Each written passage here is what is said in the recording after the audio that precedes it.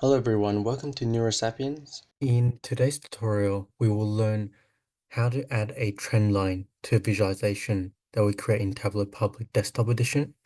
The data set that we'll be using today is going to be the Complete Pokemon data set. So what I'm going to do first is I'm going to drag and drop this data set into my Tableau Public Desktop session. Now that the data set has loaded, I'm going to go to my worksheet here called Sheet 1. I'm going to drag two measures. One is against fire, two columns. I'm going to drag against fight to rows.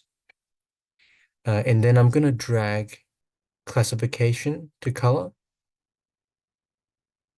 And this would separate each point into the classification and then the against fire and against fight measure values.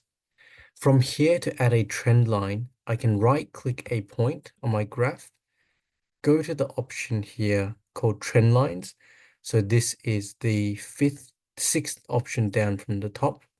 I'm going to click on show trend lines, and this will then add a trend line for me to the scatter plot. So there you have it.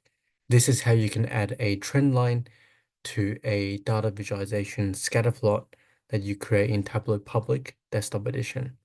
If you found this tutorial helpful, please give it a thumbs up, subscribe and click the notification bell for weekly videos.